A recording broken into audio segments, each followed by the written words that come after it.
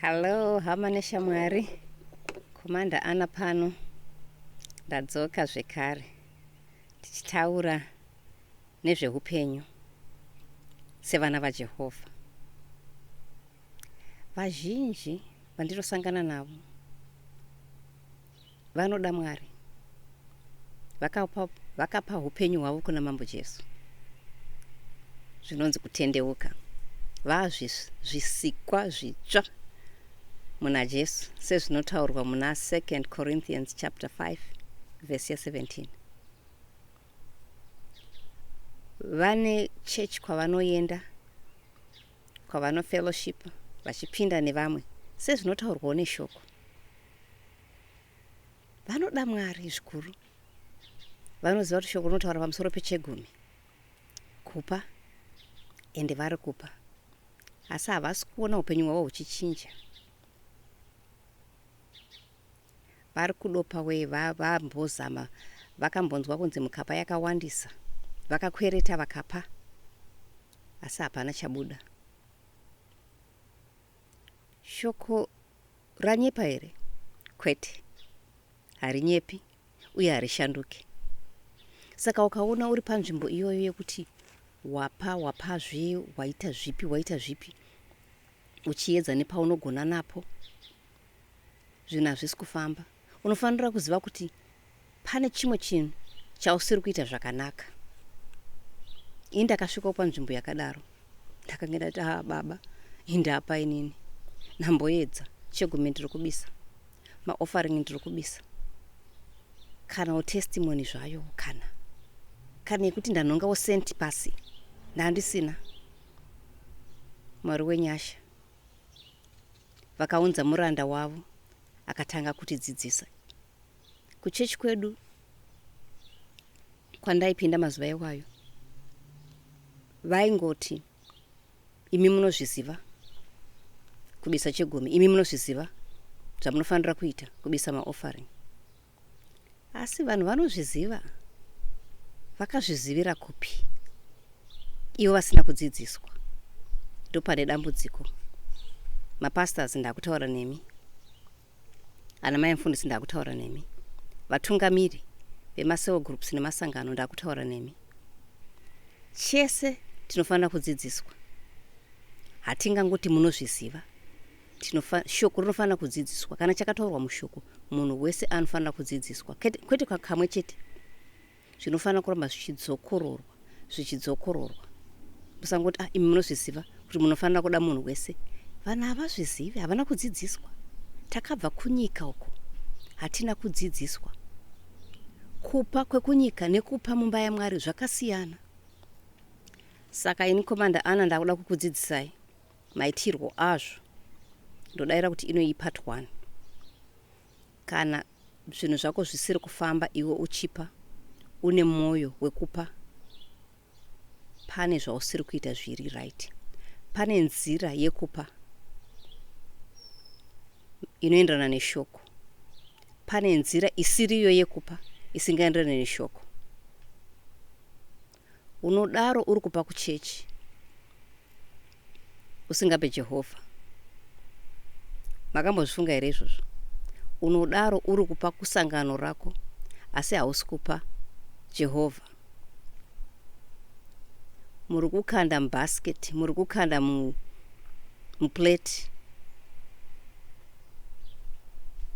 Kana waisa mubasket, kana waisa muplate, zvinoreva kuti wapa here Jehovha? Kwete. Wapa kuchechi. Hapana vhesi rinokupromisa kuti ukapa kuchechi uchazowana chimwe chinhu. Ukapa kuchechi zvatoperera, nyaya yako yapera ipapo, wapa kuchechi. Saka ngatidzidzei kupa Jehovha. Ndivo chete vakativimbisa kuburikidza neshoko ravo kuti ndikapa ndinofanirwa kukohwa. Ndikabisa chegumi, mawindo ekudenga anovhurika.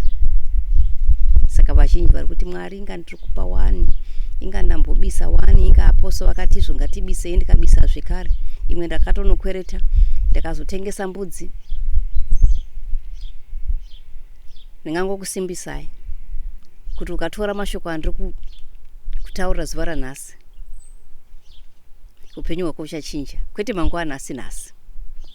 nezita ramambo Jesu. Nekuti kuchinja kunotanga mwoyo. Kunyange pasina chawaona. Zvinotanga mumwoyo. Ukazviona zvinhu zvine mumweya. Zvatonaka. Zvanaka. Hazvizve kuedza kunge madice. Wakanda apa pamwe zvichaita, wakanda apa pamwe zvichaita, kwete. Chimwe chandingade kutaura ndechekutizvo tine vanhu vamwewo vatungamiri vari kutobira vanhu mari. Tinozviziva. Muvengi ariko. Muvengi anonyengera vanhu. Saka pakupa apa hatingopa zvekungokanda uko nekuko. Takapuwa mweya mutsvene vanotitungamira. Saka tichakudzidzisai zvese izvozvo. Mirai ndiverenge pana Luke chapter 6 verse 38. Zviri kubva mushoko. Nyaya yekupai haizi yaSatani. Mwari Baba, John 3:16, vakapa mambo Jesu mwanakomana wavo mumwe chete, mumwe oga, kuti ani nani anotenda kwavari arege kufa asi ave neupenyu husingaperi. Baba vedu, hakuna munhu anopa sababa vedu. Baba vedu munhu anopa, vane mwoyo wekupa. Isu takangofanana na baba vedu. Saka kupa hakuna kuipa. Musaore mwoyo. Musati ndichada kupa zvakare. Ndakambozama. Nhasi ndakukukoka. Dzoka pawakange uri pakupa. Asi waakupa uchitungamirwa namweya mutsvene, waakupa uchifamba neshoko. Saka Luke chapter 6 verse 38 ndikuverenga nechishona. Inoti, ipai uye nemi muchapuwa. Muchapiwa mumaoko enyu chiyero chakanaka, chakatsindirwa, chakazunguzirwa uye chinopfachukira. Nokuti nechiyero chamunoyera nacho muchayererwawo nacho. Ndozviri kutaura Bible. Munotenda here shoko emimi? Ini ndora ndinotenda. Ndora ndinofamba naro shoko. Zvese zvichachinja. Pano pasi zvese zvichachinja. Zvese zvamunoona dzimba dzakanaka dzese dzamunotarisa muchiti zvinoyevedza, motikari idzodzidzi. Nesu vanhu tese tichabva pano. Tichachinja. Takatanga tiri vachecheka. Takatanga tiri mudumbu ramai vedu. Chita vacheche taberekwa. Tiri kukura, kuchinja. Zvinhu zvatinoshandisa zvinosakara. Asi pane chinhu 1 shoko harichinje. Ndoro randinobatirira mariri. Ndobatirira pashoko. Shoko ndiani? Ndimambo Jesu, havashanduki. Ndozvinotaura Bible zvekare. Havashanduki Ishe wedu. Hebrews 13 verse 8. Ndivo zuro nhasi nekusingaperi, havashanduki. Saka musapandukira shoko. Kuna mwana ndoza kuti makapinda panguva yakaoma. Munonzwa kuti makabirwa mari. Asi tinozwa kuti mbavha ndiani? NdiSatani. Ndiye anoita kuti vanhu tiite zvinhu nekusaziva. Saka ndiramba ndichingokurudzira vanhu, hama dzangu we, ndapota ngatipindei mushoko, verengai shoko. Musangomhanya kungoti ndakungonamata. Unonamata chiiwo sina shoko. Maprayers atinoita ndeemushoko. Saka ndoda kutaura iri nyaya yeseed. Yatinoti seed. Seed chii chinonzi seed? Chinonzi bisai seed, bisai seed, bisai seed, bisai seed. Iyo seed yauri kubisa unoinzwisisa here? Chekutanga, seed yega yega inofanira kuva ine zita. Hakuna seed, hakuna mbeu inodyarwa isina zita. Ko ndikadyara chisina zita ndinozoziva kuti chabuda, chamera, ndichazokohwa chiri chii hachina zita.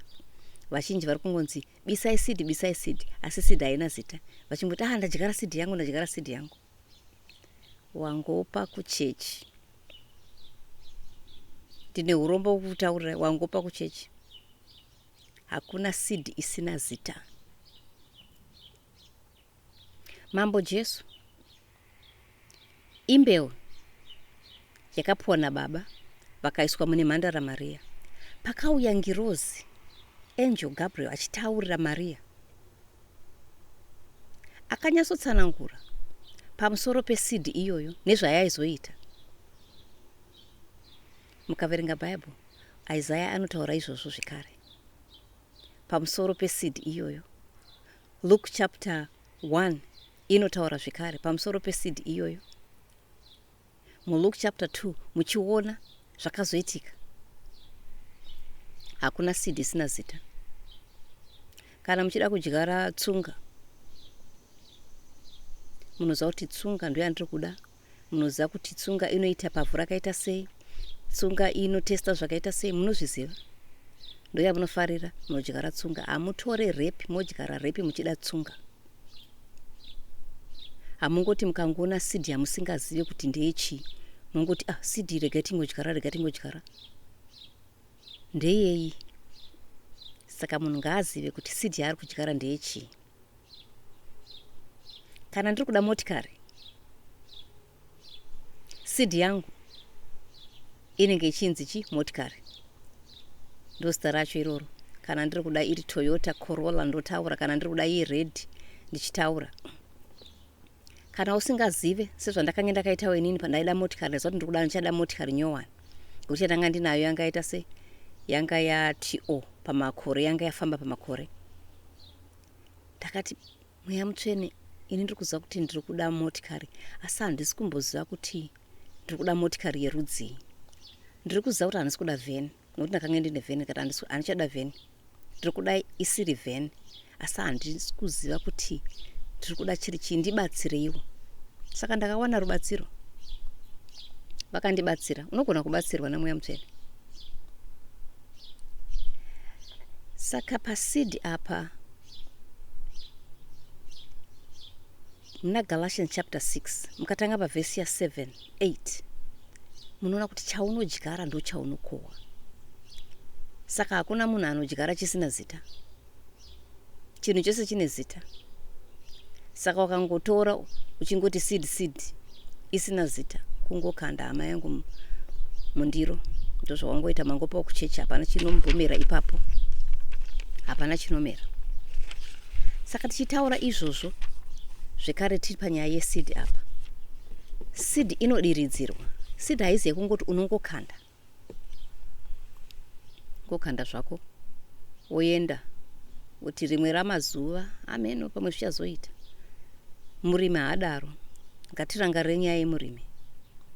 Murimi paanorima anogadzirira ivhu rake, achidyarawo achiziva sizini yacho zvakamira sei achidyara, asi haashupiki panyaya yekuti mvura ichanaya, nekuti handi basa rake iroro. Vanonayisa mvura ndiJehovha ndibaba vedu. Haanetseki nenyaya yekuti zuva richabuda here.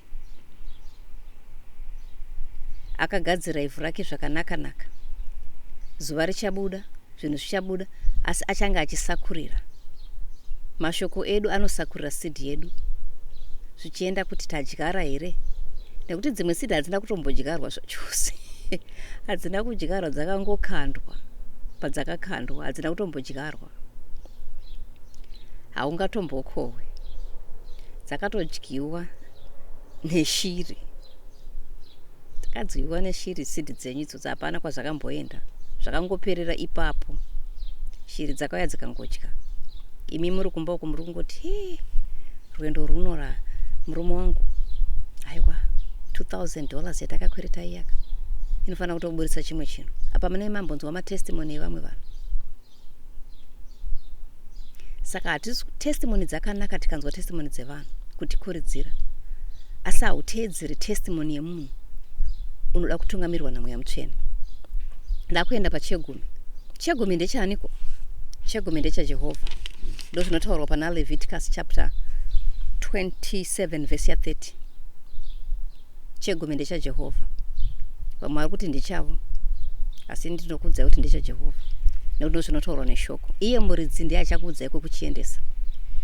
Mukaverenga pana Deuteronomy chapter 26 verse ya 13 muchaona kuti Jehovha vari kuti endesai chegumi munopa murevhi,